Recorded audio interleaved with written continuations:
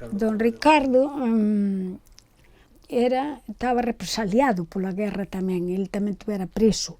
Entón, cando veu para Lugo, non podía exercer a docencia. Entón, don Antonio Fernández López, que era o fundador do colexio, é unha persona moi admirable. Eu gardo un gran recordo dele. E iso que apenas tive en contacto con el, porque ele era empresario, non era educador, pero tiña 12 fillos. Entón, ali, pois, don Ricardo dice que non podía exercer, pero encontraron o xeito de outra figura, e ele estaba, de feito era o director do colexio. Despois de que se fundara o colexio 2 ou 3 anos, porque o primeiro foron outros os que o levaron, pero xa estableceron esas directrices fundamentales herdeiras da Institución Libre de Enseñanza. Entón, ali era un colexio mixto, cousa insólita na España franquista, un colexio mixto. Era un colexio onde se ensinaba o mismo aos nenos e ás nenas. Os nenos tiñan que aprender, iban á cociña. Estudábamos, sobre todo, os componentes da comida, os hidratos de carbono, as grasas, as verduras, as legumbres, todo. Estudábase todo iso. Porque Vicente de Besa tamén era mestre. E ademais de ser mestre, pois os dous lles gustaba a natureza, e lles gustaba, pois, que sei, gustaballes, pois, os árbores, os frutais, vamos, que tiñan algunhas cousas en común. E como ás veces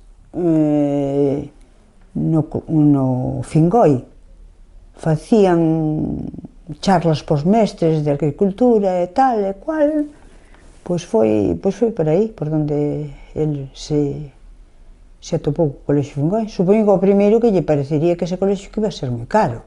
O meu primeiro recordo de Fingoi é que eu que me encontrei ali un pouco perdida, porque, vamos, eu como viña da aldea, viña feita de estar coas miñas amigas da aldea e tal, pois claro, mezclaba o galego co castelán. É dicir, falaba o que se chamaba castrapo.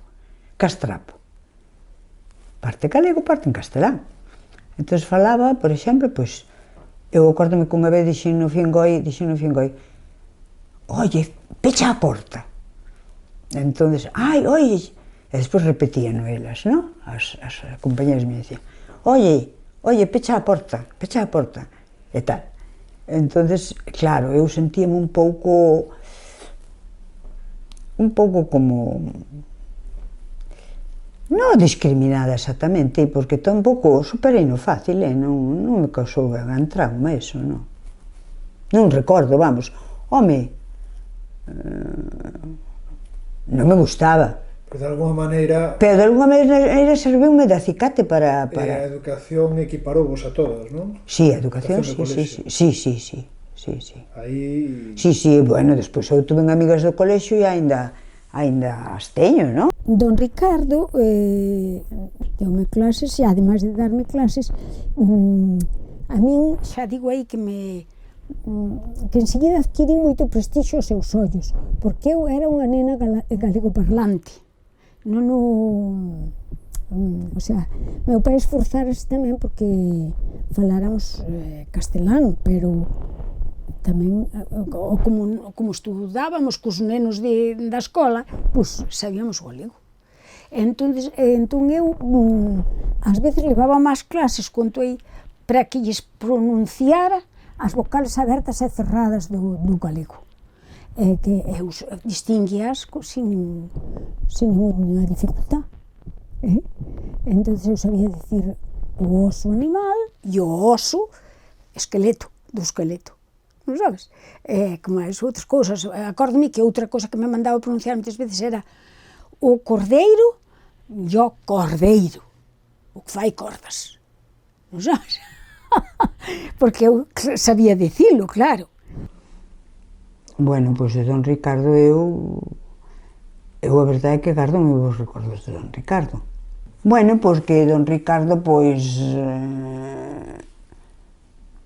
era un profesor serio, non? Era un profesor serio, pero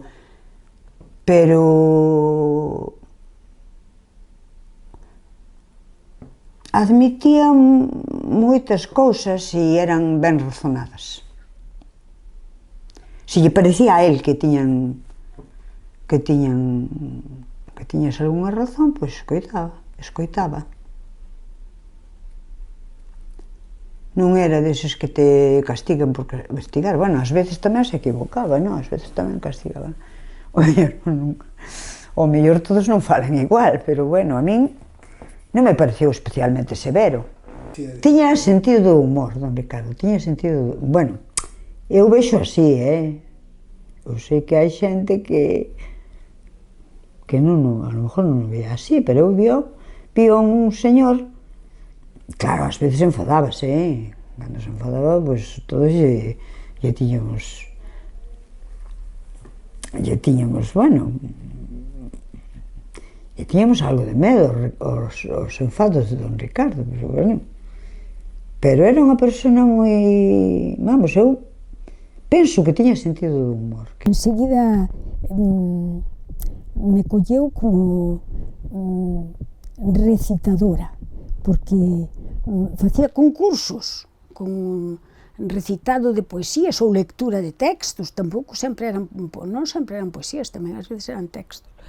E poñíanos ás veces as mesmas poesías ou os mesmos textos a todos, e despois facía concurso, a ver quen era o que lía mellor. É máis rápido, con máis sentido, e parando nas comas, e todo iso, e tal. Entón, a min nombroume xa recitadora oficial. Entón, recitaba, e tal. E por ese camiño entrei no cadro de actores do Fingoi, que había sempre unhas funcións en Navidad e en xuño, ao final do curso.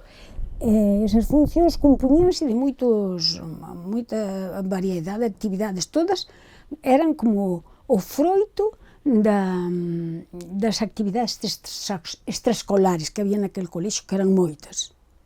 Entón, había bailes regionais, había baile de ballet tamén, ballet clásico, había coro,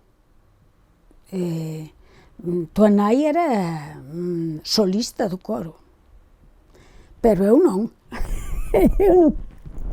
nunca cheguei a ser solista. Había clases de gaitas, e para os nenos e para as nenas.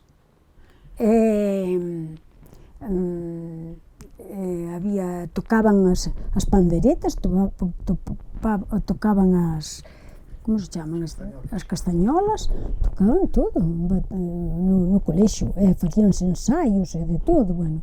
Don Ricardo, pois, ao mellor se paraba nunha etapa determinada. Por exemplo, se nos daba literatura medieval, pois parábase moitísimo nas cantigas. E máis, el recitaba as cantigas e logo facíanos recitar as nosas cantigas. Outra cosa que aprendín ali é como se leía a poesía. Que eu sabía ler prosa, pero non sabía ler poesía. E aprendín a ler poesía con don Ricardo. Bueno, supoño que os demais tamén, porque nos enseñaba a ler poemas. E entón, pois, despois tamén nos facía memorizar algúns. Por exemplo, poñíanos como deberes, ao mellor, memorizar unha cantiga de amor ou unha cantiga de amigo. E ao día seguinte, pois, poñíanos ali a recitala a todos. A uns, a outros e tal. E, bueno, decía moi ben, decía moi ben se lle gustaba. Se non, decíalle, mira, Ti fixecho ben, home, pero non, así non é. Non é, a cantiga non se lea, non é así e tal. Enseñábanos como se facía, non? E ademais dicíanos, mirade, esta cantiga ten ritmo de muiñeira. E facíanos así. Bueno, facíanos o ritmo da muiñeira cos dedos e facíanos recitar o poema.